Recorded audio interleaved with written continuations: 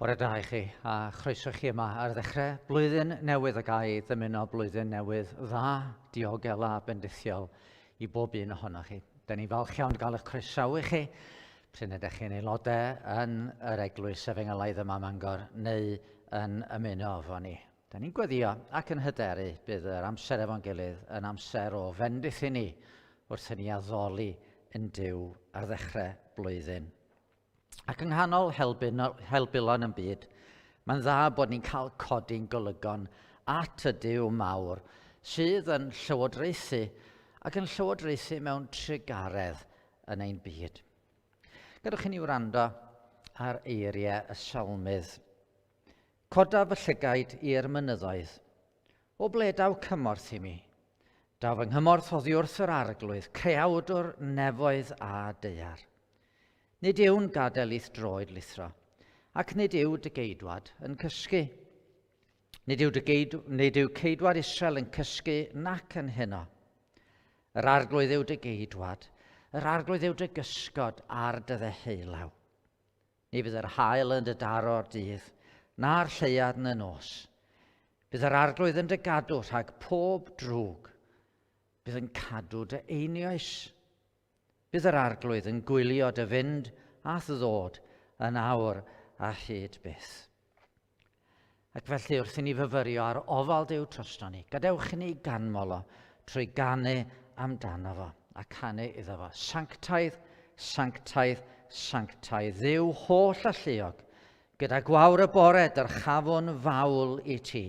Sanctaidd, sanctaidd, sanctaidd, cadarn a thrigarog, trindod fendigaid yw ein harglwydd ni.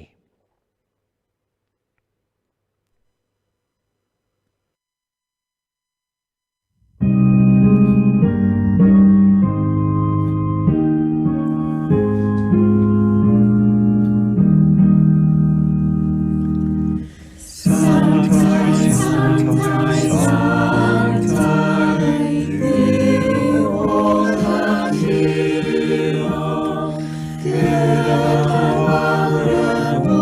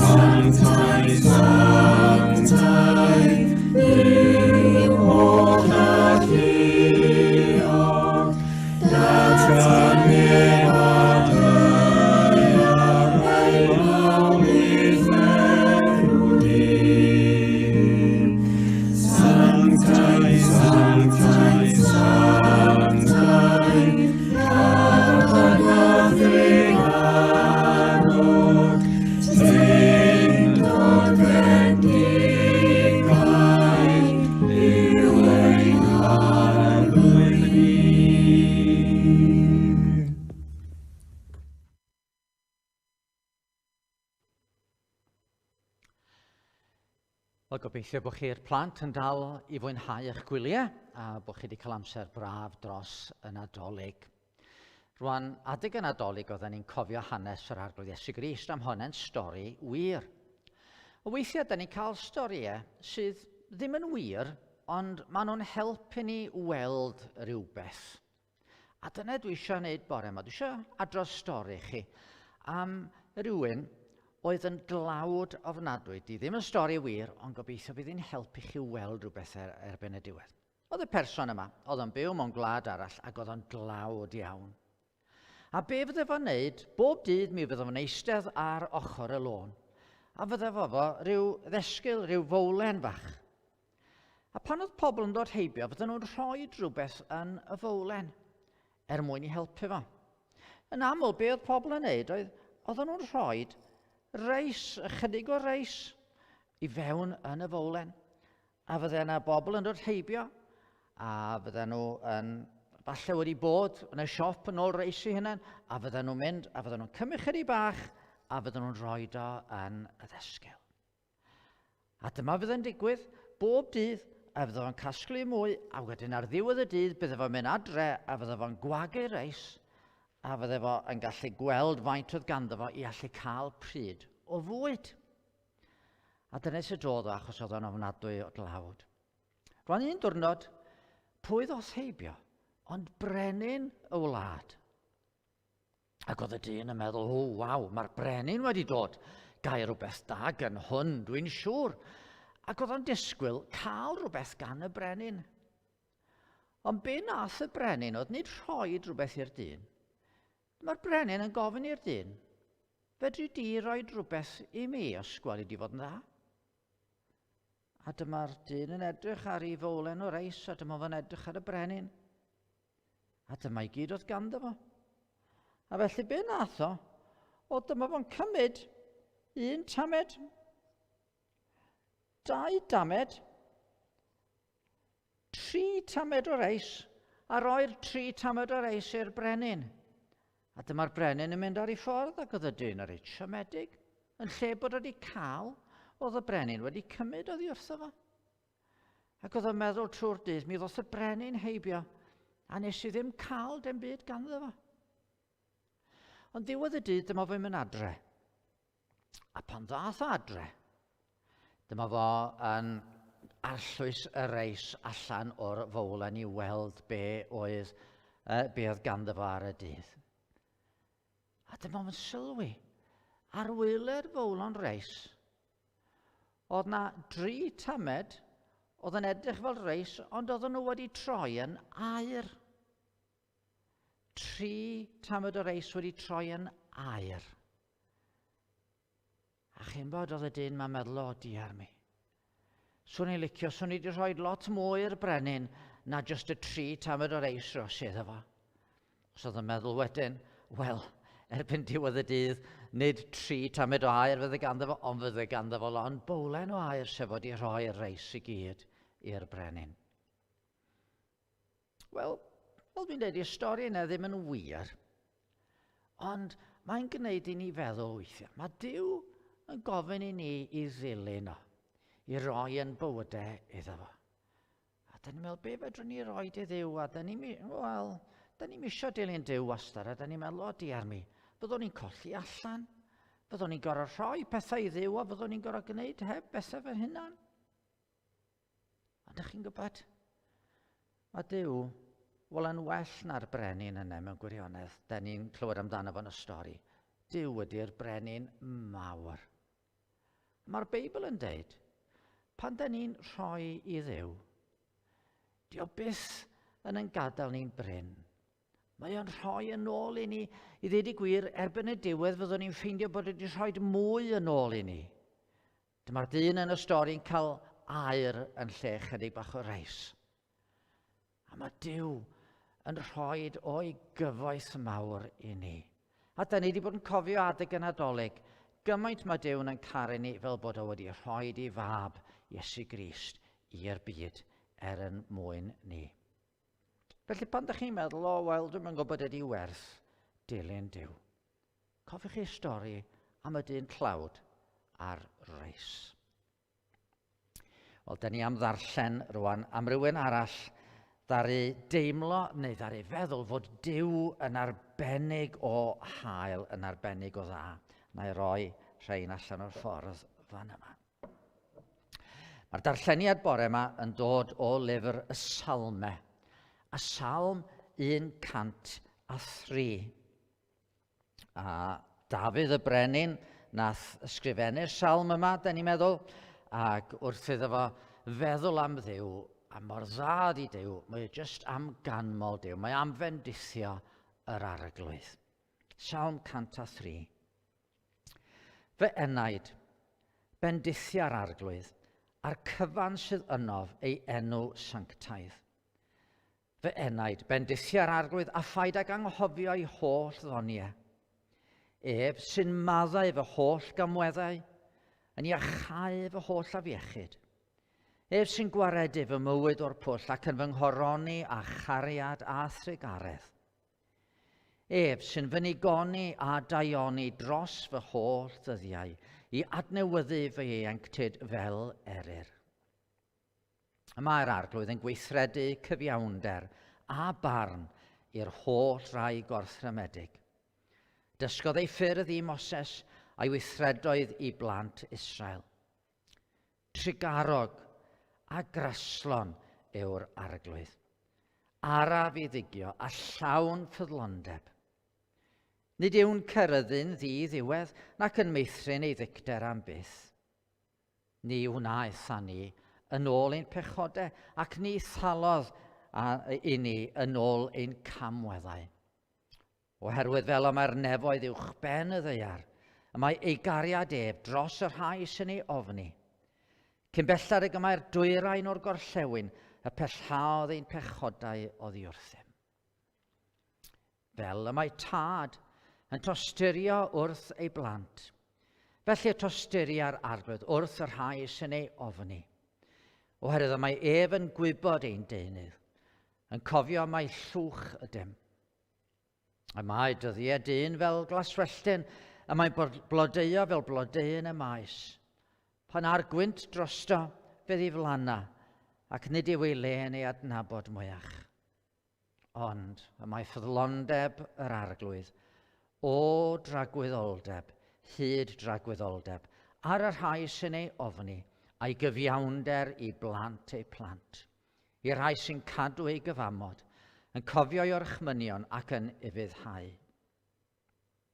Gosododd yr arglwydd ei orsedd yn y nefoedd, y mae ei frenhiniaeth ef yn rheoli pob peth. Bendithiwch yr arglwydd ei angylion, rai cedr sy'n gwneud ei air ac yn ufuddhau i'w eiriau.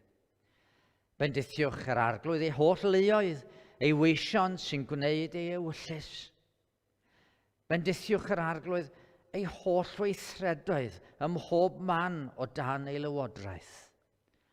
Fy enaid, bendithia yr arglwydd. Dyma air yr arglwydd. Wel, bendith fawr Duw i ni, wrth gwrs, fel o'n i'n dweud, ydy bod wedi rhoi i fab yr arglwydd Iesu Grist i ni. A da ni am ganu emyn nesaf. Emyn sydd yn atgoffa ni bod y ceidwad wedi cael ei roi fod y Meseia wedi dod. Wele cawsom y Meseia, cyfaill gwerthfawr ocar i oed. Darfu Moses a'r proffwydi ddweud amdano cyn ei ddod. Iesu yw gwir fab Duw, ffrind a ffrynwr dynol ryw.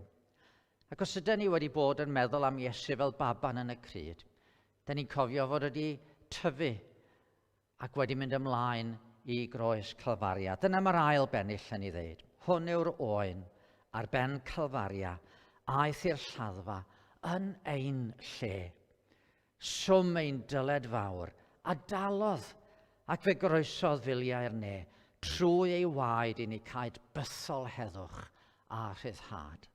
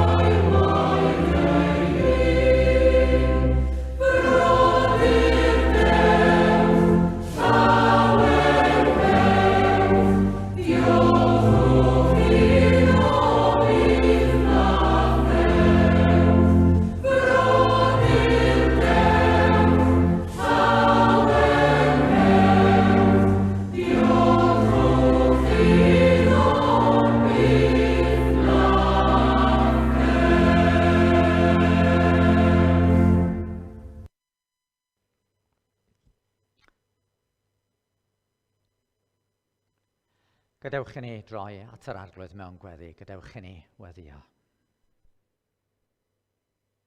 O Dduw ein tad a thad ein harglwydd bendigedig Iesu Grist. Diolch unwaith eto am y cyfle dyn ni'n gael ar ddechrau blwyddyn i droi at ti. Dyn ni'n symud o lawenydd yr wyl, lle dyn ni wedi bod yn cofio am enedigaeth rhyfeddol yn Gwaredwr. Ymlaen i feddwl am flwyddyn newydd, blwyddyn o wahanol weithgareddau, blwyddyn lle dyn ni ddim yn gwybod beth yw ddisgwyl. Ond o arglwydd, dyn ni'n troi at y flwyddyn hon yn pwysio ar dy drugaredd di unwaith eto. Wrth ni edrych yn ôl dros y flwyddyn aeth heibio, mae rhaid i ni gyfaddau bod i wedi bod yn flwyddyn anodd i lawer ohonom. Da ni wedi wynebu amgylchiadau gwahanol nad oedd neb ohono ni wedi ei wynebu o'r blaen. Ac eto, mi wyt ti wedi gofalu amdano ni. Mi wyt ti wedi yn cynnal ni drwy'r cyfan. Os bu i ni fethu a gwyddom i ni fethu sawl tro mewn gair a gweithred yn y flwyddyn i fyw fel ac bydde ti yn dymuno i ni fyw, eto dwi ti ddim wedi methu. Rwyt ti wedi gwylio drosto ni bob eiliad o bob diwrnod o'r holl flwyddyn.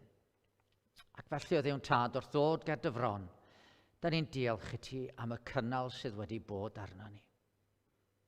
Da ni'n gofyn dy fyddeiant am i ni fethu.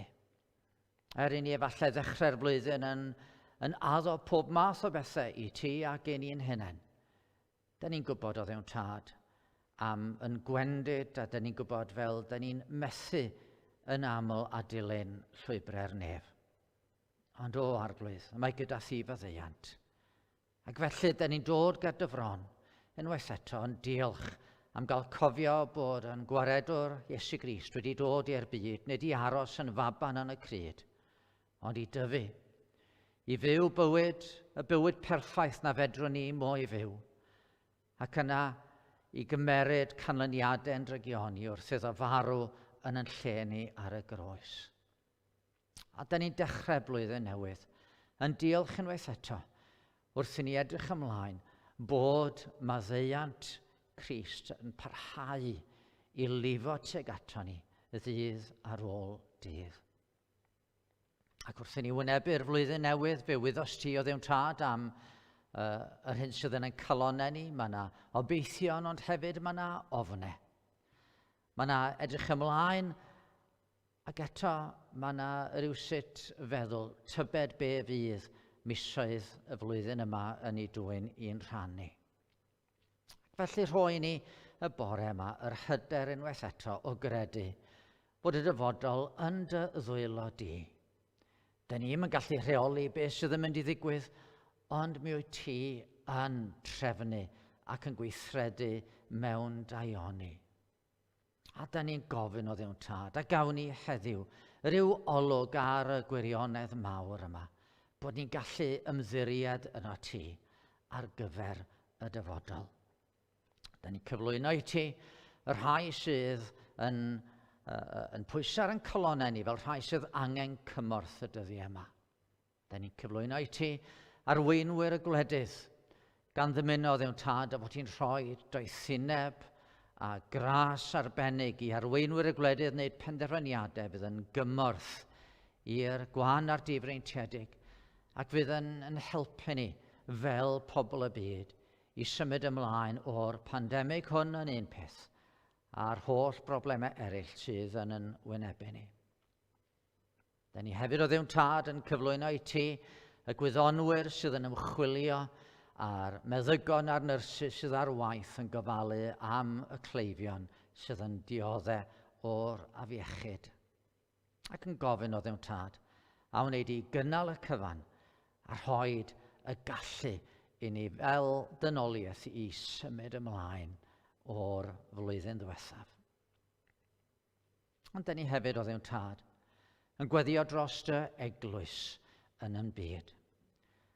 Dy eglwys di o Dduw'n tad ydy'r goleuni sydd yn gallu llywyrchu yn ein byd ni. Llewyrchu i ddangos dy gariad di yn Iesu Grist. A da ni'n gweddio y bydd yr eglwys flwyddyn nesaf yma ar draws y byd yn gwahanol wledydd ac mewn gwahanol drefn efallai. Da ni'n gweddio bydd dy eglwys di yn ffyddlon i ti, yn dangos dy drugaredd ac yn cyhoeddi neges Iesu Grist yn glir. A da ni'n gweddio bydd yr Ysbryd Glân ar waith yn dy eglwys sy'n bywhau i ni ac ar waith yng nghalonnau pobl eraill iddyn nhw glywed yr hyn da ni'n ei gyhoeddi amdana ti ac am dy fab. A da ni'n gweddio bydd y flwyddyn hon yn flwyddyn lle mae llawer yn dod i brofi dy drugaredd mewn ffordd fyw ac mewn ffordd real o'r newydd. Ac o arglwydd yn Duw, os oes yna rhywun sydd yn rhan o'r oerfa yma heddiw, sydd yn wynebu rhyw angen arbennig, rhyw ddyfodol ansicr, rhyw ofnau yn gafel ynddyn nhw. Rhai'n dioddau af iechyd o ddewn tad, rhai'n ansicr o'i swyddi, rhai ddim yn siŵr beth sydd yn mynd i ddigwydd yn y dyfodol. Da ni'n cyflwyno'r cyfan yn dyner i ti, gan gredu fod ysgwyddau di yn ddigon mawr i ddal holl feichiau'r byd a baich pob un ohono ni. Felly clyw yn gweddi ar bore yma, nid i siarad trwy'r gair efo pob un ohono ni yn ôl dy drugaredd, fel y bydd yr Ysbryd Glân yn symud ni i ymddiried mwy yno ti ac i fyw gogoniant i dy enw. A da ni'n gweddio hyn trwy Iesu Grist yn harglwydd a'n gwaredwr. Amen.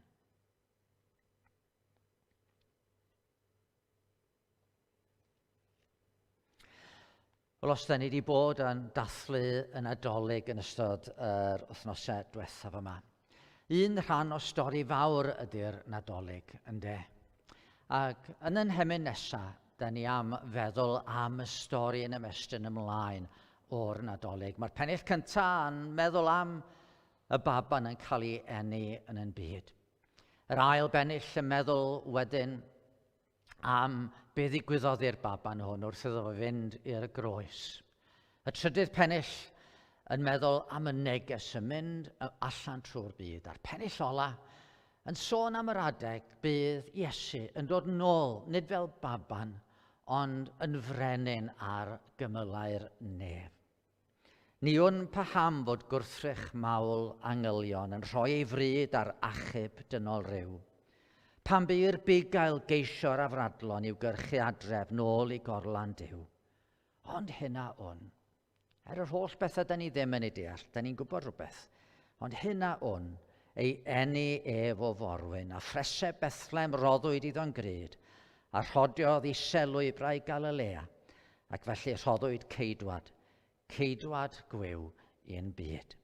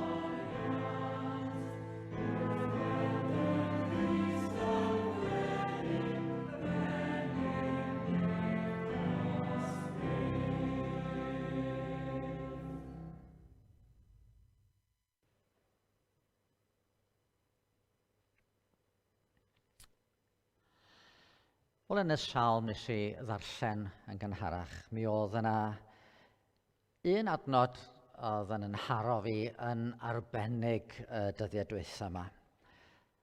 Adnod 17 yn salm 103.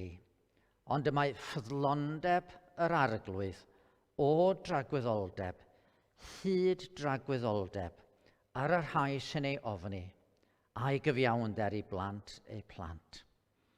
Roedd hon yn adnodd o'n i'n meddwl byddai'n werth i ni feddwl am ei gwirionedd hi, am yr hyn mae'n ddeud, ar Sul cynta blwyddyn newydd. Hynny, mae y flwyddyn 2020 drosodd yn dydy. Mae blwyddyn newydd wedi dechrau. Ac os ydych chi fel rhan fwyaf o bobl, da ni gyd yn gobeithio fod y flwyddyn yma mynd i ddwyn cyfnod newydd yn ein hanes.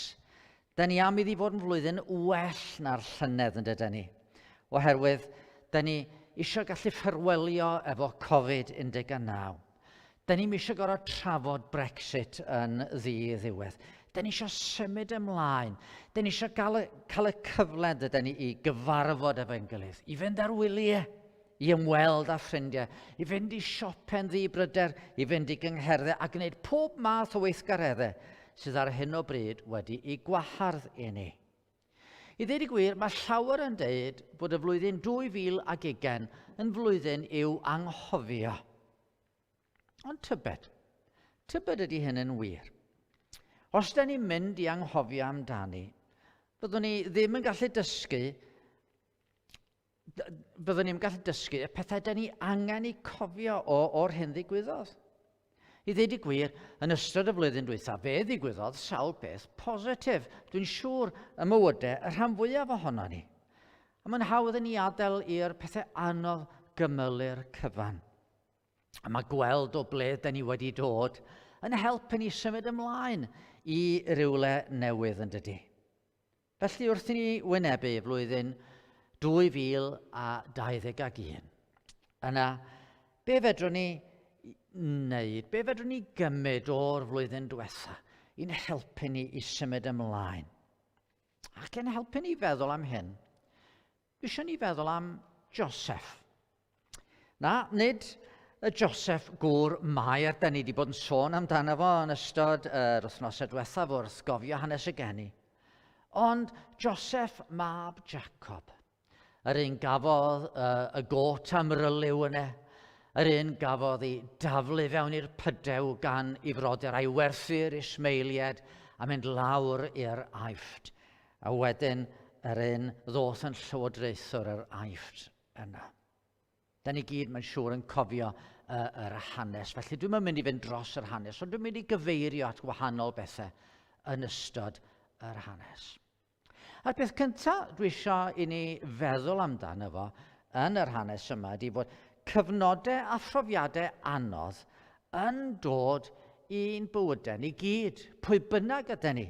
Da ni'n gorfod wynebu cyfnodau a phrofiadau anodd yn dydyn ni. Da ni gyd isio bywyd di-drafferth. Rywsut da ni bron efo ryw reddf yma fel hynna dyle hi fod mewn gwirionedd. Falle bod yn wedig o wir, os da ni'n meddwl, wel, da ni'n un o bobl ddiw, a mae Duw yn siŵr o fod yn gofalu amdano ni. Ac felly, dylen ni fod yn rhydd o broblemau. Os da ni'n trio byw bywyd cywir, os da ni'n trio byw bywyd moesol, yna on i fydd pethau da yn digwydd i ni. Fe ddyle Duw yn bendithio ni efo heddwch ac iechyd a'n cadw ni rhag trafferthion. Dyna oedd cred y ffrindiau yna oedd gan Job yn yr Hen Testament. Oedden nhw yn reit siŵr fod Duw yn bendithio pobl oedd yn ffyddlon iddo fo. Ac felly os oedd Job mewn trafferth wedi colli i gyfoeth, wedi colli i deulu, a rwan yn colli i iechyd, wel mae rai bod o wedi gwneud rhywbeth ofnadwy o ddrwg. Ond na, nid dyna fel mae hi yn y byd yma. Ydy Duw'n gofalu am ei bobl?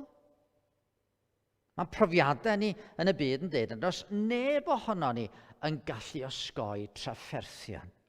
Dyna welson ni llynedd yn de. Doedd Covid-19 ddim yn poeni pwy oeddech chi. O dim ots os ydych chi'n brif weinidog y wlad yma. Does dim ots os ydych chi, wel, fel mae cymaint o bobl yn dweud, the most powerful man in the world, yn arlywydd yr Unol Daleithiau. Eto yr afiech chi'n gallu gafel yn rheini. Os ydych chi wedi cael blwyddyn anodd, wel, meddyliwch am Joseph. Fe gafodd o nid blwyddyn, ond blynyddoedd difrifol o anodd. Blynyddoedd o brofiadau byddai'n torri calon y rhan fwyaf ohono ni.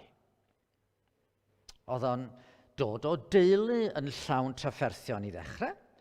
Da chi falle yn cofio hanes Jacob yn mynd i geisio gwraig, ac oedd wedi ddim yn cariad efo Rachel, ond dyma fo'n cael ei dwyllo, dyma fo'n cael Lea gynta, a wedyn Rachel. A wedyn oedd y gystadleuaeth rhwng y ddwy, pwy fedre rhoi plant, a pan oedd un yn methu, oedd hi'n rhoi i morwyn i Jacob. So gynnwch chi gartre efo 4 mam, 12 o feibion, a ryw gystadleuaeth afiach rhyngddyn nhw. Doedd hynny ddim yn gychwyn da i Joseph yn agwedd. A wedyn, wrth gwrs, mi gollodd o'i fam pan oedd o'n ifanc. Pan gafodd ei frawd Benjamin i eni, yna mi fuodd ei fam o farw. Wedyn oedd ei hanner brodyr eraill yn ei gasau fo. Ac am ei fod nhw'n ei gasau o pan ddoth o draw i chwilio amdanyn nhw pan oedden nhw'n bugeilio defed i dad. Dyma nhw yn ei daflu fo i'r pydew, ac wedyn ni'n werthu fo, a da ni'n clywed heddiw am slave trafficking yn dydyn ni. Wel, dyna beth ddigwyddodd iddo fo. Dyma fo'n cael ei drafnidio fel ceithwas a'i symud i wlad arall, lle bod diwylliant gwahanol, safonau gwahanol, iaith gwahanol, a dim y rhyddid. Wedyn yn y wlad honno, dyma fo'n cael ei hunan mewn teulu lle oedd o'n gweithio'n ffyddlon, o dyma fo'n cael ei farnu ar gam. Gwraig i feistr o'n i gyhyddo fo, a fynta'n cael ei daflu i'r carchar. Ac yn y carchar, iddo fo fod yn dda wrth rei yn y carchar. Dyma rheini'n anghofio amdano fo pan oedd nhw wedi gadael y carchar. A fi oedd o am flynyddoedd wynebu pob math o broblemau. Wel, da ni'n ymwybodol bod rhai o'r trafferthion da ni'n ei wynebu yn naturiol. Da ni'n byw mewn byd lle mae perffeithrwydd garddeden wedi cael ei sbwylio o ganlyniad i bechod, efa ac adda. Mae afiechyd, daeargrynfau, corwyntoedd a llifogydd yn digwydd. Ond mae'r sefyllfa'n cael ei gwneud yn waith oherwydd yr hyn da ni'n ei wneud, un gilydd ac un hunain. Mae trafferthion yn codi trwy yn esgylistod a'n pechod ni. Dyna oedd wedi digwydd yn hanes Joseph ynddo. A weithiau mae'r ddau'n cael ei cymysgu yn dydyn. Yr effeithiau naturiol a'n pechod ni'n effeithio ar ei gilydd. Yn Wuhan, efo Covid-19. Wel, fe brynwyd ystlym yn do, mae'n debyg yn y farchnad, a dyna oedd y cychwyn, achos bod yna ddim gofal digon da o lendid yr hyn oedd yn cael ei werthu yn y farchnad. Problem yn y byd oherwydd esgylistod dyn, cynnesu byd eang, problem oherwydd esgylistod pobl. Rhaid cydnabod i'r flwyddyn diwetha fod yn anodd am ryw resymau. Fel oedd bywyd Joseph yn anodd am ryw resymau. Dyna di bywyd. Ac wrth edrych ymlaen i'r flwyddyn sy'n dod, rhaid i ni fod yn onest. Da ni gyd eisiau iddi fod yn flwyddyn well. Da ni'n gobeithio bod hi'n mynd i fod yn flwyddyn well. A mae'n awlwg, bydd na rai pethau'n gwella efo'r brechfen sydd wedi gael ar gyfer y pandemig. Ond i rai ohono ni, mae'n digon posib bod y flwyddyn nesaf mae'n mynd i fod yn fwy anodd. Rhaid peidio cynnig gobaith gwag i ni'n hunain nag i eraill yn agos. Mae cyfnodau a phrofiadau anodd yn dod i'n hanes ni i gyd. Ond yr ail beth i ni gofio. Mae Duw ar waith yn ystod y cyfnodau yma. Yn y Psalm ddarllenwyd, mi oedd y geiriau canlynol, ond y mae ffyddlondeb yr arglwydd o dragwyddoldeb, hyd dragwyddoldeb ar y rhai sy'n ei ofni, a'i gyfiawnder i blant eu plant. Ydyn ni'n meddwl fod Duw wedi'n anghofio ni? A dyna pam fod y pandemig wedi dod. Oedd Joseph efallai yn meddwl fod Duw wedi ei anghofio fo. Fydde'n hawdd iddo fo dybiad hynny o feddwl am y profiadau. Ond na, da ni'n gweld fod Duw ar waith a'i gynllun ddim yn cael ei rwystro mewn unrhyw ffordd gan yr anawsterau wynebodd Joseph. A felly mae hi bob amser. Gadwch i ni feddwl am rai ffyrdd yr oedd Duw yn gweithio trwy'r amser anodd yma gafodd Joseph. Yn gyntaf, mi oedd ar waith y mywyd Joseph ei hunan. Yn gyntaf, mi oedd o'n profi ei ffydd o. Pan oedd Joseph yn ifanc, oedd wedi cael breuddwyd, 2 freuddwyd, ac yn y breuddwydion hyn, oedd ei deulu o'n dod ac yn ymgrymu iddo fo, o Duw fel sef wedi rhoi addewid iddo fo. Ac eto dyna lle oedd Joseph yn ymhell o'i wlad ei hunan, ddim yn gwybod beth wedi digwydd i'w deulu, a nhw ddim yn gwybod beth wedi digwydd iddo fo, a fydde hynny'n brawf ar ei ffydd o. Ac eto, trwy'r cyfan, mi fentrodd afel yn y ffaith fod Duw yn dda, fod Duw yn ffyddlon, a mi gredodd o bydde rhyw ddydd bydde Duw yn dod a'i addewid yn wir. Oedd yn profi ei ffydd o. Ydy'r blwyddyn dwytha yma wedi profi yn ffydd ni. I ni weld beth sydd ganddo ni. Os ganddo ni ffydd go iawn, dyn ni wir angen trystio Duw o'r newydd. Yn ystod y cyfnod yma hefyd, mi oedd Joseph yn cael ei baratoi ar gyfer gwneud rhywbeth newydd. Pan ath o draw i'r Aifft i ddechrau, fi oedd o'n was ar stad, gallwn ni ddeud, Potiffar. Ac yn wir, mi ddysgodd yn y gwaith hwnnw sut i ofalu am yr holl fusnes a gofalu. Oedd Potiffar yn gadael iddo fo wneud pob dim, trefnu pob dim. Oedd hwn yn hyfforddiant iddo fo. Pan fydde fo bellach ymlaen yn llywodraethwr yn yr Aifft. Ydy'r flwyddyn dwytha ydy Duw wedi bod yn eich paratoi chi ar gyfer rhyw beth newydd ydych chi'n mynd i orfod i gyflawni yn eich bywyd, boed o'n waith, boed o'n dystiolaeth fel Cristion, boed o'n gyfrifoldeb. Ydy Duw wedi bod yn eich helpu chi i baratoi ar gyfer rhyw beth fydd yn dod y flwyddyn nesaf yma. Ac wrth gwrs, mi oedd Duw hefyd yn helpu Joseph i dystiolaethu iddo fo ac i'w gyfiawnder o. Hynny ydy, da ni'n ymwybodol yn yr Aifft oedd ganddyn nhw bob math o wahanol dduwiau, ond oedd na'r un ohonyn nhw yn debyg i'r Duw oedd Joseph yn credu iddo fo. Ac felly, wrth gwrs, pan oedd gwraig Potiffar yn ceisio denu Joseph a'i gael o i wneud yr hyn oedd yn anghywir, oedd o'n dweud, sut fedrwn ni wneud hyn a pechyn erbyn Duw?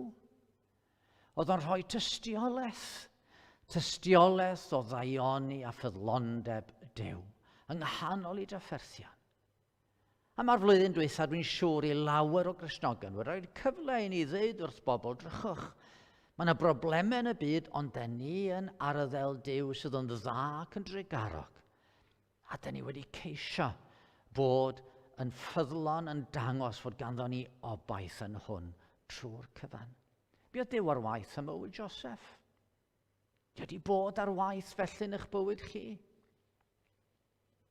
Mi oedd o hefyd ar waith y mywydau brodyr Joseph.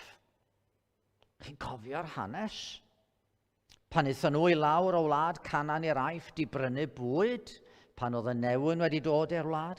Dyma Joseph yn un abod nhw, ond oedden nhw ddim yn un abod o. A dyma Joseph yn deud wrthyn nhw, ysbiwyr rydych wedi dod i weld mannau gwan o wlad. Dywed asiant weithio wrtho, na'r glwydd. Mae dyweision wedi dod i brynu bwyd. Meibio'n un gŵr ydym ni a dynion gonest.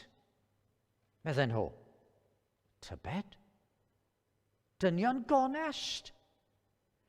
Ddari'ch chi'n werthu fi i'r ismeiliad a twyllo fy nhad i gredu fy mod i wedi cael fy lladd gan ryw anifel gwyllt. Pan da ni'n darllen hanes y brodyr yma, mi oedd Juda wedi ceisio twyllo Tamar i ferch yng nghyfres mewn modd cywilyddus. Mi oedd Simeon a Lefi wedi twyllo'r Cananeaid yn greulon iawn mwyn ymosod arnyn nhw a'i lladd. Mi oedden nhw yn deulu ofnadwy, dynion gonest. Ond yna, yn y diwedd, be sydd yn digwydd? Pan mae Benjamin yn cael ei gyhuddo o ddwyn cwpan Joseph. Be sy'n digwydd? Mae Juda yn cynnig cymryd i lefo. Mae Juda yn dweud, gad i Benjamin fynd, a mi na i fod yn was i ti. Mi na i gymryd i lefo. Mae Juda yn dod yn rhyw fath o aslan ydy, yn rhoi i hynna'n mwyn y llall. Oedd Duw wedi newid y brodyr yma iddyn nhw weld mor fawr oedd eu pechod nhw'n erbyn eu tad ac yn erbyn Joseph. Ac oedd wedi rhoi y gallu iddyn nhw fod yn un teulu efo ei gilydd. Felly oedd Duw ar waith yn newid, yn sancteiddio y rhain, yn newid eu calonau nhw. Ydy Duw wedi bod ar waith yn newid eich calon chi yn ystod y flwyddyn dwytha yma? I chi weld rhywfaint o pa mor bell ydych chi o'r hyn dylech chi fod. A bod chi wedi gofyn am faddeuant yr arglwydd ac am ras Duw. Ac oedd Duw hefyd ar waith mewn ffordd llawer mwy. Mi oedd o yn dwyn i gynllun mawr i ben. Mi oedd o wedi addo i Abraham y byddai'n dad i genhedloedd, ond un teulu oedden nhw o hyd yn grwydriad. Oedd o wedi addo bydde fo'n rhoi gwlad ar y ddewyd iddyn nhw, ond oedd ganddyn nhw ddim lle gallen nhw alw yn le iddyn nhw. Oedden nhw'n dal i grwydro o le i le o fewn y wlad. Sut oedden nhw'n mynd i dyfu'n genedl? Dyma Duw yn ei symud nhw lawr o wlad Canan i wlad yr Aifft i le lle bydden nhw ar ben eu hunain yn cael tyfu yn genedl ac ar ôl 400 mlynedd yn cael eu harwain yn ôl efo iachawdwriaeth fawr, yr exodus fawr, yn mynd i wlad yr addewid a hwnnw yn gosod y sylfaen, gosod y llwyfan fel yn y pen draw fod y Meseia'n cael dod i'r byd. Oedd Duw ar waith yn mywyd Joseph. A mae Duw wedi bod ar waith yn ystod y flwyddyn dwytha yma. Yn siarad efo ni, yn gweithio efo ni, yn adeiladu i eglwys. A da ni'n gallu sôn am rai wedi dod i brofiad byw o'r arglwydd yn ystod y flwyddyn dwytha yma. Falle oherwydd bod y pandemig wedi gwneud iddyn nhw ystyried a meddwl, tybed be ydy pwynt bywyd. A sut mae cael diogelwch pan mae pob peth arall yn cael ei dynnu oddi arno ni. Mae Duw ar waith mewn cyfnodau anodd. Felly, da ni'n edrych yn ôl mwyn gallu edrych ymlaen. Be mae hyn yn ei olygu wrth i ni edrych ymlaen? Wel, mae'n golygu oherwydd be da ni wedi weld, bod ni'n gallu wynebu'r dyfodol yn hyderus, a dyma'r trydydd pwynt a'r pwynt ola dwi eisiau chi gymryd efo chi heddiw. Gadwch chi mi eto, atgoffa chi o'r geiriau yn Psalm 103. Ond y mae ffyddlondeb yr arglwydd o dragwyddoldeb, hyd dragwyddoldeb ar yr rhai sy'n ei ofni, a'i gyfiawnder ei blant ei plant. Sut oedd Joseph yn gallu byw y bywyd nath o heb chwerwi? Pan gafodd ei werthu'n yr Aifft, Mi fuodd o'n ffyddlon i Potiffar ei feistr. Hyd yn oed fel dwi'n deud, pan oedd gwraig hwnnw'n ceisio ei dynnu ddrygioni. Sut felly gwnawn ni'r drwg mawr hwn a phechu yn erbyn Duw? Pan ath o'r carchar, fe ddangosodd ffyddlondeb rhyfeddol. Nid oedd ceidwad y carchar yn pryderu am ddim a oedd dan ofal Joseph, am fod yr arglwydd gydag ef ac yn ei flwyddo ym mha beth bynnag y byddai'n ei wneud. Blynyddoedd yn ddiweddarach, pan fydd farw Jacob, a'i frodyr yn meddwl o dyma'r amser pan fydd Joseph yn dial arno ni. Oedd o'n gallu deud wrthyn nhw, peidiwch poeni, peidiwch ag ofni, a yw fi yn lle Duw? Roeddech chi'n bwriadu drwg yn ferbyn, ond trodd Duw y bwriad yn ddaioni mwyn gwneud yr hynna welir heddiw, cadw'n fyw llawer o bobl. Trwy i fywyd, mi oedd Joseph wedi cofio'r freuddwydion gafodd o. Y breuddwydion pryd y dywedodd Duw wrtho byddai deulu i gyd yn dod ryw ddydd i ymgrymudd o, a byddai Duw'n ffyddlon yn gofalu amdano fo. Ac felly, mor anodd ar amgylchiadau, fe wynebodd y cyfan gan gadw ei ymddiriedeth yn Duw. Be mae'r flwyddyn nesaf mynd i ddwyn i'n rhan ni? Da ni'n yn gwybod. Ond mi fedrwn ni groesawu'r flwyddyn. Nid oherwydd fod pethau'n mynd i fod yn haws, ond am fod Duw yn mynd o'n blaen ni. Mae Duw'n ffyddlon a thregarog, mae Duw'n dda. A mi fedrwn ni ymddiried ynddo fo.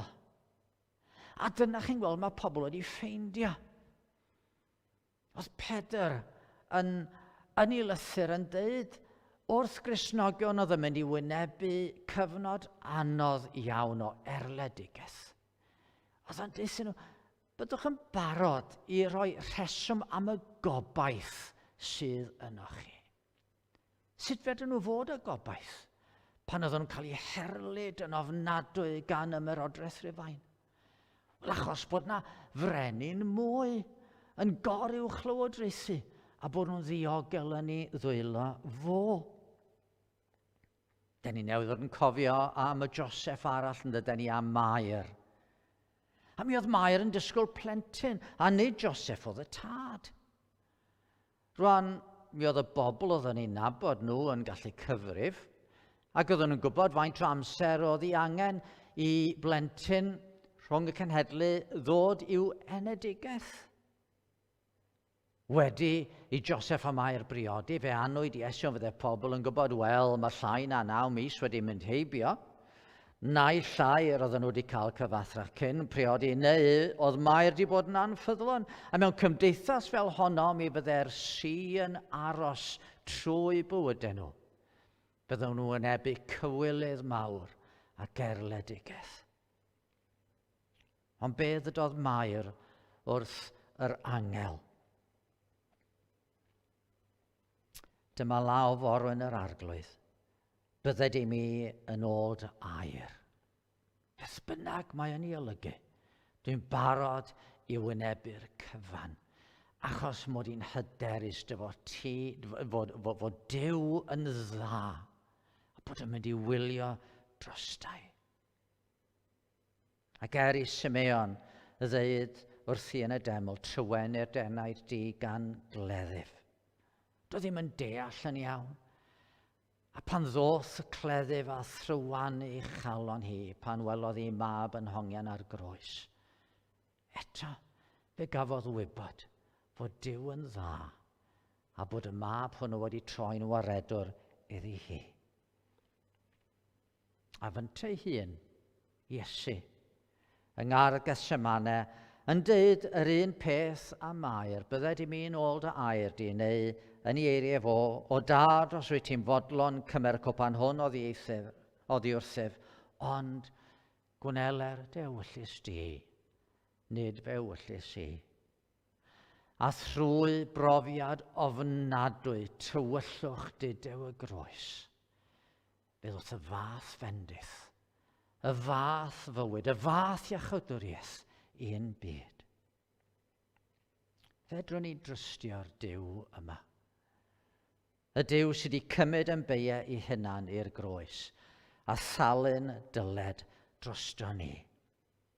Fedrwn ni wynebu'r flwyddyn yma. Y flwyddyn lle da ni'n gwybod beth sy'n mynd i ddigwydd, ond yn credu fod Duw yn gwybod ac yn ymddiried yn y Duw hwn. Beth am roi'n ffydd yn y Duw sydd wedi anfon ei fab i'r byd er mwyn ni. Rhai o'noch chi falle am y tro cyntaf. Rhai ohono ni yn wyneb yr ofnau sydd yn llenwi'n calonnau ni. P'un ei llwyddiant neu rwystrau iechyd neu afiechyd, bywyd neu farwolaeth. Gadewch i ni groesawu'r y flwyddyn yma a croesawu pob peth bydd Duw'n caniatáu ni orfod i wynebu. Gan gredu fod ei drigaredd o dragwyddoldeb hyd dragwyddoldeb i'r rhai sy'n ei ofni. Am ei fod o yn ffyddlon, am ei fod o'n drigarog, am ei fod o yn dda, a'i fod o'n gallu troi yn profiadau gweithaf, yn ogoniant i'w enw ei hunan ac yn ddaioni i bob un ohono ni. Gadwch i ni ganu emyn. Emyn sydd yn mynegu yn ffydd ni, fod Duw yn trefnu popeth yn dda. Rhagluniaeth fawr yn ef, mor rhyfedd yw esboniad helaeth hon o arfaeth Duw. Mae'n gwylio llwch y llawr. Mae'n trefnu lluoedd nef, cyflawna'r cwbl oll o'i gyngor ef.